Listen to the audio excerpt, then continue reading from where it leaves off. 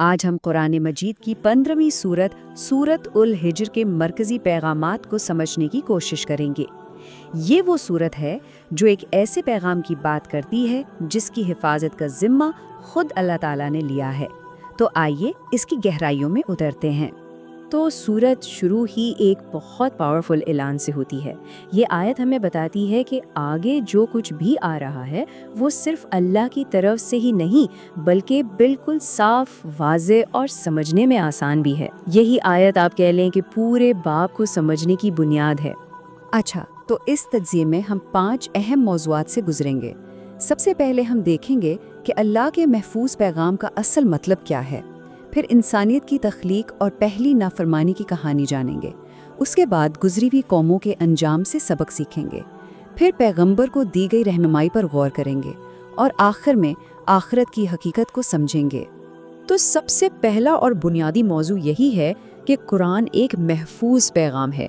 سورت یہ بات بالکل واضح کرتی ہے کہ اس کی حفاظت خود اللہ کرتا ہے، اور اس بات کا ثبوت وہ ہمیں اپنے ارد گرد پوری کائنات میں بکھرا ہوا نظر آتا ہے۔ دیکھیے، سورت ہمیں دعوت دیتی ہے کہ ذرا کائنات پر غور کریں۔ آسمان کے تاروں سے لے کر زمین پر موجود پہاڑوں تک، بارش لانے والی ہواؤں سے لے کر زندگی اور موت کے چکر تک، ہر چیز ایک ہی خالق کی طرف اشارہ کر رہی ہے۔ اس سے یہ بات خود بخود واضح ہو جاتی ہے کہ یہ پیغام کسی عام ہستی کا نہیں بلکہ خود کائنات کے بنانے والے کا ہے۔ کائنات کی نشانیوں کو بیان کرنے کے بعد یہ پیغام ہمیں سیدھا انسانیت کی اپنی کہانی کی طرف لے جاتا ہے۔ یہ وہ کہانی ہے جہاں اطاعت اور تکبر کے درمیان پہلا اور سب سے اہم انتخاب کیا گیا تھا۔ یہاں وہ فیصلہ کن لمحہ بیان ہوا ہے جس نے تاریخ کا رخ ہی موڑ دیا۔ اللہ نے انسان کو بنایا اور پھر فرشتوں کو حکم دیا کہ وہ اسے سجدہ کریں، لیکن ٹھیک اسی لمحے الہی حکم کے خلاف پہلی بغاوت بھی سامنے آ گئی۔ یہاں 2 بالکل مختلف راستے نظر آتے ہیں۔ ایک طرف تو فرشتے ہیں جنہوں نے صرف اور صرف اطاعت کی، عاجزی دکھائی، اور دوسری طرف ہے ابلیس جس کا تکبر اور غرور اس کی نافرمانی کی وجہ بنا۔ اس نے کہا کہ میں آگ سے بنا ہوں اور یہ مٹی سے، تو میں اس سے بہتر ہوں۔ اور اسی نافرمانی کے بعد ابلیس نے انسانیت کو گمراہ کرنے کا عہد کر لیا۔ یہیں سے نیکی اور بدی کی وہ جنگ شروع ہوتی ہے جو آج تک جاری ہے۔ لیکن اللہ نے یہ بھی واضح کر دیا کہ اس کے جو مخلص بندے ہیں ان پر شیطان کا کوئی زور نہیں چلے گا۔ اچھا، تو اطاعت اور نافرمانی کا یہ جو انتخاب ہے نا، یہ صرف آدم اور ابلیس تک ہی محدود نہیں رہا۔ تاریخ ایسی قوموں کی مثالوں سے بھری پڑی ہے جنہیں اپنے انتخاب کے نتائج کا سامنا کرنا پڑا۔ کہانی کا آغاز ہوتا ہے حضرت ابراہیم علیہ السلام کے پاس فرشتوں کی آمد سے۔ وہ بظاہر تو ایک خوشخبری لے کر آئے تھے، لیکن ان کا اصل مشن ایک ایسی قوم کی طرف تھا جو تباہی کے دہانے پر کھڑی تھی، اور وہ تھی حضرت لوط علیہ السلام کی قوم۔ حضرت لوط کی قوم نے اللہ کے پیغام کو بالکل نظر انداز کر دیا اور اپنی سرکشی پر قائم رہیں۔ ان کے اس انتخاب کا نتیجہ بہت ہی خوفناک تھا۔ ان کے شہروں کو الٹا کر دیا گیا اور ان پر پتھروں کی بارش برسا دی گئی۔ اس کے بعد اگلی مثال قوم شعیب کی ہے۔ انہیں بھی ظالم کہا گیا اور بتایا گیا کہ اللہ نے ان سے انتقام لیا۔ ہر مثال ہمیں یہی یاد دلاتی ہے کہ الہی پیغام کو رد کرنے کا انجام کتنا سنگین ہو سکتا ہے۔ اور آخر میں الحجر کے لوگ، جن کے نام پر ہی یہ سورت ہے، انہوں نے بھی اپنے پیغمبروں کو جھٹلا دیا۔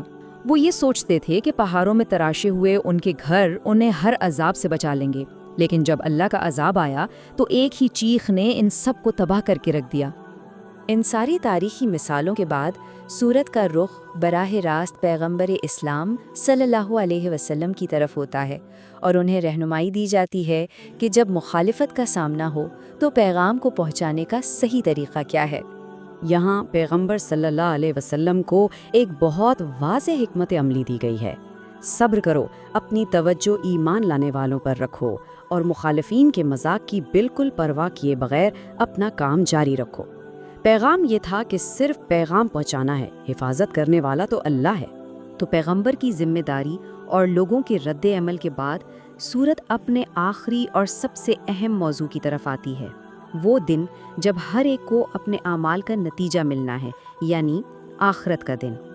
یہ ایک ایسی حقیقت ہے جس سے کوئی انکار نہیں کر سکتا۔ یہاں اطاعت کرنے والوں اور نافرمانوں کی قسمت کا ایک بالکل واضح موازنہ کیا گیا ہے۔ ایک طرف امن، بھائی چارہ اور جنت ہے جہاں دلوں میں کوئی کینہ نہیں ہوگا، اور دوسری طرف جہنم کا وعدہ ہے۔ سورت میں جہنم کے بارے میں ایک چونکا دینے والی تفصیل بھی بتائی گئی ہے کہ اس کے 7 دروازے ہیں اور گناہ گاروں کا ایک حصہ ہر دروازے کے لیے مقرر کیا گیا ہے۔ یہ عذاب کی شدت اور اس کی تنظیم کو ظاہر کرتا ہے۔ سورت کا اختتام ایک حتمی نصیحت پر ہوتا ہے۔